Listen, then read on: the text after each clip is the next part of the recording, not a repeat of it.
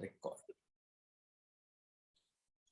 So it might be that, so like this, it will go on, but whichever way. So if the one starts not on a Sunday, if it starts on say Wednesday, then what we'll think, everything will shift, right? So instead of this one, it will be like, what will happen is all of these things will shift, and 1, 2, 3, it will start from say Wednesday here.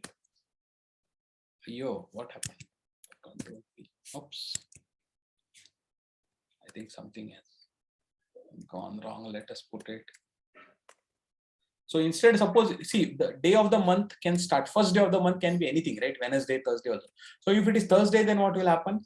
Then it will happen like this, and then it will start from 4, 5, 6, like this, it will go on, right? It will go on like this all the way to the thing, and then again it will start from 11. So like this, it will keep on going. Okay. So which are the longest diagonals actually? Which are the longest diagonals? If you look at it, diagonal means you are going to be cutting across. Okay, let me just for once. Yo, what is happening? 11, 12, then 18, 19, and then 25, 26, right? And then, yeah. So if it is 30, see, it cannot go beyond 31, right? Right. Yes. So now diagonal means whatever it is like this, right? So if you start here, I'll mark it in color. Then this one, this is like one diagonal, right? This is one diagonal. Okay. So it has got 5. Okay. Here it has got, a diagonal has got 5 dates in it. Okay. Some other diagonal, if you take it, it might have only 3 dates or whatever it is. This one, if you take it. So there is one more diagonal. There are many diagonals. There are 7 diagonals. Typically, there will be 7 diagonals. Okay. Because there are 7 columns, so there will be 7 diagonals. But when, so now think about it. The dates of the month always start and keep going after this one. So which diagonal? There are also diagonals like this, 4, 12, 20, 28. These are also diagonals facing left side. Okay. The one that I have put it out facing it is right side. Okay. Diagonals are sloping the right side or sloping left side. Now, logic will tell you that the diagonals which are sloping right side are likely to be longer, because see what happens wherever it starts 1, 2, 3, 4. Okay. And the total number of days are more than 28. Right. So whenever some overflow happens, it will happen. So if there are, suppose if this starts instead of 1, it starts on Friday instead of Thursday also. Then what will happen? 30 will come to on the last Saturday, and then 31 will flow back here. So that from left side bottom to right side will be the longest diagonals, and not the other way around. Because other way around, if you take it, the top row is likely to be empty, right? Some dates of it. And bottom row also on the right side, it is likely to be empty, because you will have only 30, 31 days. After that, it will not be carrying forward. So because of this, it is only like this. So now you already know that one in a 31-day calendar also, if it starts on Thursday, then you have maximum length is only 5 diagonal, right? So to become 6, it will have to be either, it will have to start on Friday or Saturday, right? Then only it can become 6, because then 1 will go here, then there will be what do you call? So instead, what we could do is, yep. So you got the idea. Thing. So 1, if it starts on, see, essentially what will happen is that 28 days is minimum. So 7 rows will get filled. 4 rows will get filled. 4 into 7 is 28, and something will be above and something will be below. Okay.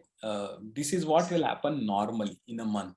So that is what actually, so if it is either 1 has to be on Friday or Saturday, then only 30 or 31 will come as an additional row, because 1 or 2 here, then 28 will make it 28 plus 1 or 28 plus 2, which is 29, and 1 or 2 more days will be left, which will come on the 6th row, right? For it has to be spanning 6 rows. How can you span 31 days across 6 rows?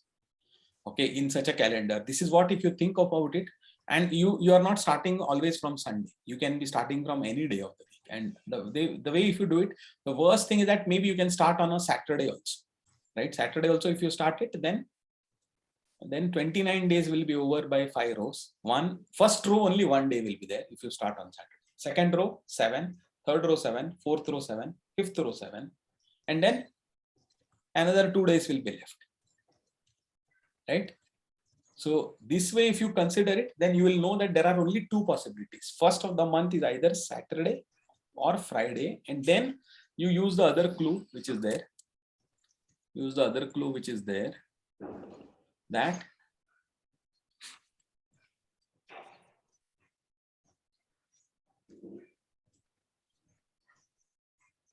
what is this one saying? Question number 10 here. What it was saying, that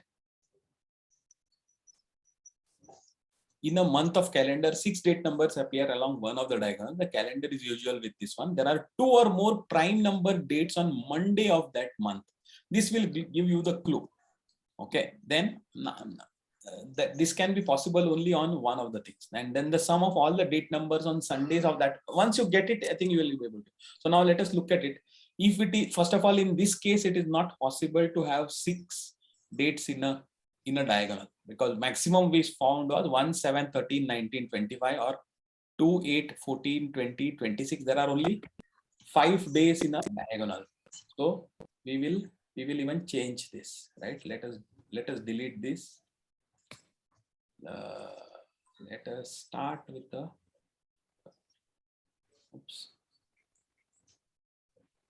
delete. Okay, that's fine. So let us start with 1 here. This is one possibility. 3, 4. This is one possibility. 10, 11. Then what are you having? 17, 18, right? 17, 18. Then 24, 25, and where will it end? This 24, 25 will end on 30th, and then you will get it 31 here. Now if you see this diagonal, it has got 6 numbers.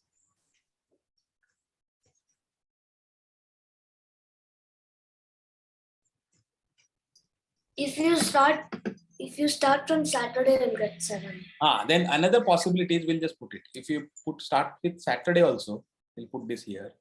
Then it will be 2, 3. Sorry, 2, 3 going up to 8. Then 9 and 10 going up to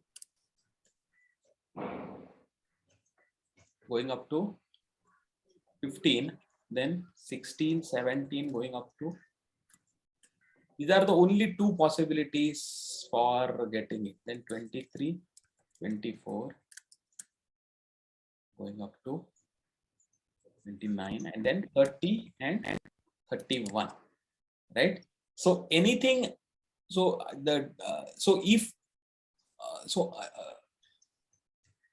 these are the only possibilities. So if it is this one also, then you have got two diagonals.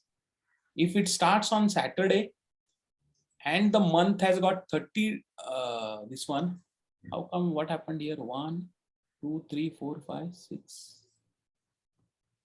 Here this is not having a 5 number. There are only this. So let us put this. Only starting with 1, 7, 13, 19, 25, and 31. See, there are only 2 possibilities. Even the either one starts on Friday or one starts on Saturday. Any other day, if you start it, you will not have 6 days in a diagonal. You just put it, because it will shift here and one row will disappear. The moment one row disappears, then it will be only 5 number diagonals. Only way to put it is have 4 rows fully and put something on the top and something on the bottom. So these are the only 2 possibilities. Now within this you just check. Yeah, what is it that says that Mondays? There are 2 or more prime number dates on Mondays. So Monday, just check it. Which are the ones that are having 2 or more prime number days on Mondays? In the first case, it is not, because 11 is a prime, but 4, 18 or 25, none of them is a prime, right? But in the second case, 3, 17 and happens to be even 31 is also a prime. So more than 2 days. So this is the only possibility that month what they are talking about. It has got 6 days in the diagonal, 31, 25, 19, 13, 7, 1 in a diagonal, and 2 or more days on Monday are having prime numbers. 3 is a prime, 17 is a prime. So incidentally 31 is also a prime. So which is okay. So that means the calendar is this one. Now they are asking what is the sum of all the date numbers on Sundays. So you just calculate this sum. It will be this, right? This is how you go about it. Got it? Any doubts? Pranav S. No, Sai Pranav. No, sir. Shreyas. Avnish. No, sir. Okay, right? No, sir. No, sir. Okay, all right. So then that is the number 10. We will do number 11 is our truth tables. Remember at the sometime in the past, some initial phases I had told you about logic and what truth tables are. And you can use the truth tables to find out the answer. The 11th problem is extremely complicated if you just try to logic it. But if you try to put it as a truth table, then the answer just comes out like this. And we'll see it. Okay, we'll see it. Anyone has solved 11? Sai Pranav, did you solve it when you were this one? So I have solved it. Avnish, so what is your answer? What is the... So 1. Correct. How did you go about it, Avnish? Very nice. So first P says Q, R, S are all girls. Yeah. And Q says P, R, Are all boys. S are all boys. So at least one of them has to be lying. And then R says both P and Q are lying. So till now R is telling the truth, and S says P, Q, R are telling the truth. No, R says both P and Q are lying. Yes, So it might be true or it might be false. You don't know. yes, sir. Right? So it might be true also. Correct? Because it might be true if not all are boys and not all are girls, then both P and Q might be lying, and that might be true, right? And but on the other hand, it might be false, and then both of them might be false also. Then that is also. So you don't know exactly. Okay, so go ahead. But Avnish, how did you? How did you identify that only one of them is true? So because I got the answer as well. only one of them is matching like the other ones. The others are like telling false. Is it? So can I say? Yeah. Sai Pranav. So the P is saying that QRS are girls and Q is saying that PRS are boys. Yeah. Those statements contradict. That means at least one of them is lying. Then R says that both are lying, and S says that P, Q, R are telling the truth. But P and Q both cannot be saying the truth, because one says RS are girls and the other is saying RS are boys. That means S is also lying. That means S is also lying, and one of P and Q is lying. But it can be possible that both P and Q also might be lying. Yes, sir, but it has to be both because there's only 4 children here. Yeah. Out of QRS. Yeah. And that means they can only change around one of their statement. Like they can just say that Q is not actually a girl, or only R is not actually a girl. That means but just that they cannot. So because for them to both be telling the truth or for only one of them to be lying, that must mean that actually No, R no, and what? S are not girls or R and S both are not boys. Yeah, but just look at it. P and Q, maybe both of them are lying. No. Yes, sir. I'm just saying that is what it is because Ah. there's only S remaining. I mean, so there's only in P statement only he himself is remaining, and Q statement only Q is remaining. So that means even if they like change it, it will still be lying because let's say like P swaps R or S for P and says all are girls, then Q is saying that P is a boy. That means they both must be lying. No. How do you conclude both of them are lying? See, it can be possibility. One of them may be telling the truth, or both of them may be lying. I'm not able to see how you can conclude that both of them are lying. Are you able to conclude that? Actually, you can't conclude that both of them are lying, because for them if any one of them is not a girl, in case of P saying QRS are all girls, even if one of them is not a girl, then he is lying. Even if one of them, it can be anything, Q, R or S, or it can be all three, right? And the other way around. So how it is actually, it becomes clear only if you put down the truth table. What is the truth table? We had put it like this. So I'll clear this, because then you will see that all the possibilities. Okay, let me put it out, the delete entire.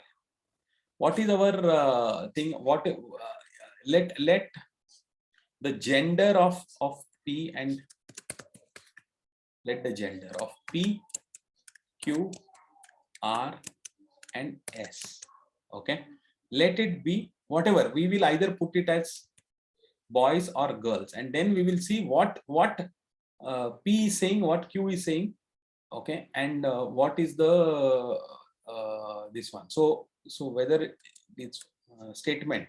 So then first one is gender and one is statement. Okay, statement of P, Q, R and S. Okay, so first of all, let what are the possibilities? P, Q, R, S. Everybody is a boy. Okay, and so there are 16 possibilities. P, Q, R, S are all boys.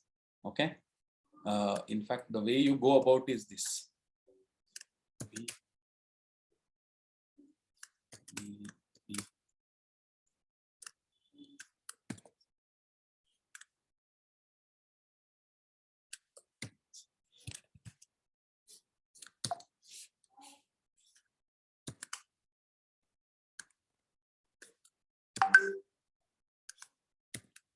Yo. Then this can be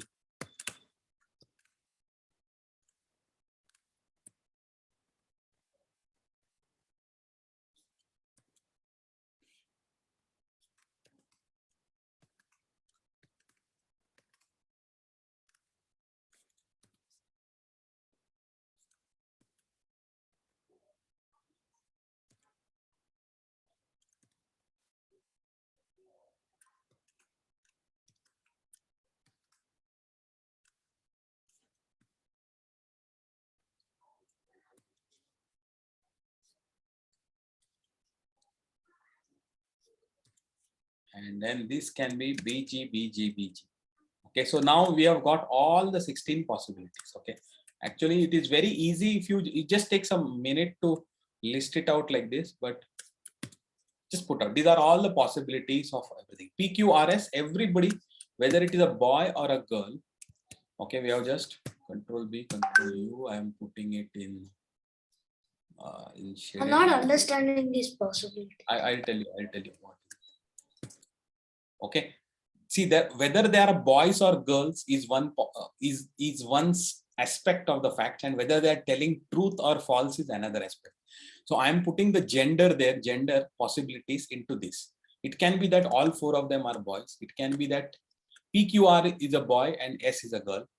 It can be that PQ and S is a boy and G is a girl. So all the 16 possibilities, right? Because each one can be a boy or a girl, and there are 4 of them. So 2 raised to 4, 16 possibilities. So these are all the possibilities. Okay, starting with 1, 2. Okay, and there are 16 possibilities. When you have 4 kids, which one of them, each one of them can be a boy or a girl, and there are 16 possibilities. Now, what is the truth here? Okay, possible or not? We will just put it here. Now, what is the statement? What is the statement of P? Okay, if P says Q, R, S are all girls. So if P is true, okay, P is true, that means what should be the case? Okay, what should be the case? Q, R, S are all girls. So Q, R, S are all girls. This is the only possibility when P and P is true, right? This and this. Yo.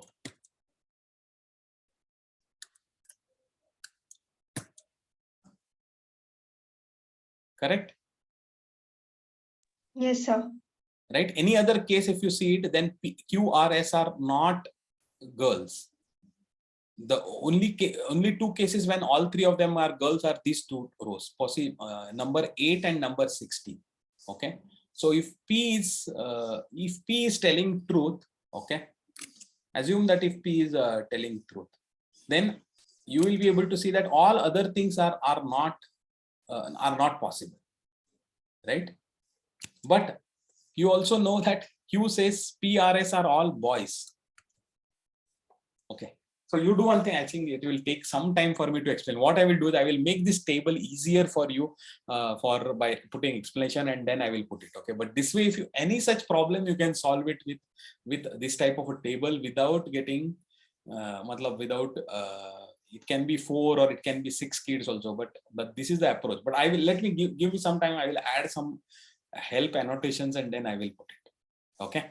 So meanwhile, I think let us go ahead and look at the 12th problem. 12th problem is very, very, how do you solve the 12th problem? Look at the 12th problem. It is following 3 figures show the weighting scales with the corresponding weights matched as in figure. So which means that you know the weighing scale, right? We had done some problem like this where there was that balance, right? Weighing scale is balance basically. Both sides are things. So both sides have to match, then only it will balance out. Correct? Correct? Weighing scale. Yes, sir. Right? And these are weights. So when you say AA, basically it is A plus A on one side. There is a weight called A, and you are using what do you call? 2 times you are using it on left side, and the other side you are using it 3 times D, right? Then it is balanced out. So what does actually these 3 things are exactly balanced? Can you see it? They are showing that not one side is dipping and one side is not up, which means that they are equal. That means 2A is equal to 3D. 2B is equal to A plus C plus D, and A is equal to B plus C. That is what it means. Correct? See, look at the third weight. One side is A and one side is B and C. What does that mean? A is equal to B plus C. Correct? Yes, sir. Right? Also, by using expressions, we can find out. Correct. So we use the expressions and equations to solve it. So one is A is equal to B plus C. Then 2B is equal to A plus C plus D. And 2A is equal to 3D. Okay, this one, if you take it, then you can solve. If D is now, final question is they are not asking what is the value of D. They are saying is D is placed on one side of the weighing scale. The number of weights C that must be placed to match D is dash. Right? So they are only asking a question. Final question is asked only between the relation between D and C. Now using these equations, you can eliminate A and B and find it between what is the relation between C and D. Right? How do we go about? 2B is equal to DCA. So let us whiteboard. Right. The third weight tells us that A is equal to B plus C, because it exactly matched. On one side was A and the other side were the weights B and C. So A is equal to B plus C, right? Therefore, what is the C? If you subtract B from both sides, is equal to A minus B, correct? Yes, sir. Right? C is equal to A minus B, because you subtract B from both sides. One side you get A minus B, one side B plus C minus B, which is B. Okay. What does the second equation, what does the middle weight tell you? That, what does the middle weight tell you? 2B is equal to D plus C plus A. 2B is equal to D plus C plus A. Okay. So now you put C is equal to A minus B into this. What does that mean? C is equal to A minus B. So 2B is equal to D plus C is A minus B plus A. Right? C, we just substituted C as A minus B. Okay. Now you have got minus B is here. So you take the, you add B to both the sides. So you get 3B is equal to D plus 2A. So you got 3B is equal to D plus 2A. Okay. C is equal to A minus B. 3B is equal to D plus 2A. These are the main things that you have got it. You just highlight this and keep it. Using this, you will be able to now solve it. What is that format? I'll put this in. Oh, everything went into it. Okay, that's fine. But D plus 2A. Okay. 3. So now in place of A, we can substitute B plus C. You can substitute B plus C also. Yeah, you can do it. You can substitute whichever way, what you want to achieve. I think we can do it. Okay. So we'll just put it and then we'll see we'll use whichever one we want. Okay. Third one is telling you 2A is equal to 3D, correct? So I mean, not the third one, the first weight in the paper, they are saying is 2A is equal to 3D. One side there were 2 weights of A and one side were 3 weights of D, and they were equal exactly. So you know that 2A is equal to 3D. Okay. So now you substitute this into the previous one. 2A is equal to 3D. So that means 3B is equal to D plus 3D, because 2A is 3D, is equal to 4D. Okay. So now you know D in terms of B. Okay. So you. Then I got D is equal to B minus 2C. D is equal to, that also you may get it. Okay, let us just check. Finally, you want to know what is D is one side, what is the relation D between D and C. Okay, so what, let us go one by one now. So between C is equal to A minus B. Okay, C is equal to A minus B. So and B is 3B is equal to 4D. Okay. So what is the thing? So C is equal to, now we have to change A and B in terms of D, then you will get it. So we'll go back to the original equation here. C is equal to A minus B. So C is equal to A minus B, but A is what? 3D by 2. Because you see, this one was 2 times A is 3D. So A is 3 times D divided by 2. Correct? A is 3 times D divided by 2. And so we are starting with C is equal to A minus B. So A is 3D minus 2 minus B. B is now B 3B by 4. 3B is equal to 4B. So it is 4D by 3. Correct? So C is equal to 3D by 2 minus 4D by 3. This is what is the value of C. So if you multiply everything by 6, then what you will get it? 6 times C is equal to 3D by 2 into 6. So it is 9D. Okay. Minus 4D by 3 into 6 is 8D. So how is it 90? Wouldn't it be 24? So D is equal to 6C. That is what is the answer. Sorry? So wouldn't 6 times 3 be 24? Because there are, see, the denominator, one side denominator is 2 and one side denominator is 3. So when you want to add or subtract these things, then you multiply by the LCM of the denominators.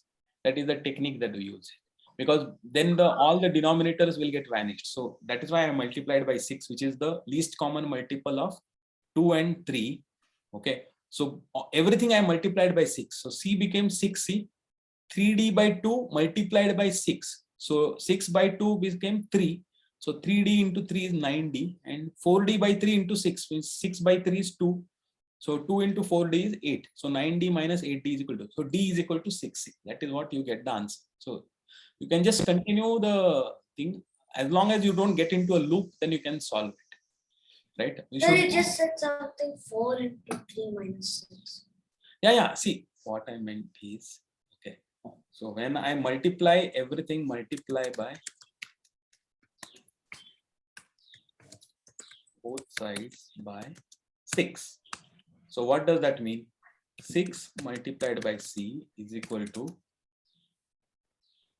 3D into 6 divided by 2 minus 4D into 6 divided by 3. This is what you get it? Yes. Multiply it by. Now, yo, क्या हो गया इसका?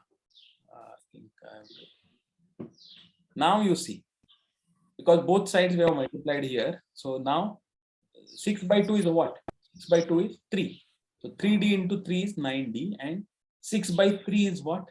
It is 2. So 4 into, no, 6 by 3 is 2 multiplied by 4 is 8. So 9D minus 8D is equal to, so 6C is equal to 9D minus 8D, which is nothing but D. So D is equal to 6C. Right? This way you got it. So you keep, so you know that, okay, so what is the trick to say that, oh, I want it between D and C. So substitute C by A and B, substitute D also by A and B, and then you will get it. Right? So we said here, C is equal to A minus B. So what does A? A we had found out to be 3D by 2. And minus B, B also we had found it to be B is equal to 3B is equal to 4D. 4D by 3 is what was B. So using that substitution then and multiply both sides by LCM, then you get it what is the value. Right? So this, because it is all equations. So if you know to solve equations, then this is very easy. Got it? Yes. Yes. Okay, we have only few minutes left. What do? We join back or we continue? We continue next week. You have to try out all of these things, but unless you try out and you struggle with it and then only you get the answer, then only it will be okay. Otherwise, just listening like this, it will not. So you have to spend time to solve it. Okay. Yes. Okay.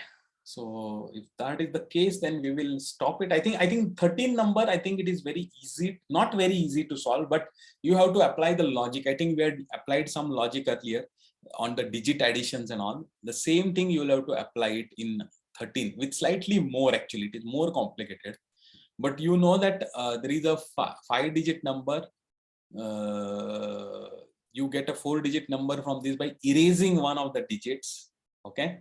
And then the sum of the 5-digit and the 4-digit. So what you get essentially is that, I think if you are applying the calculations about the logic about the digit additions, see, digit can only between 0 and 9, right? Number can be anything, but digit can only between 0 and 9.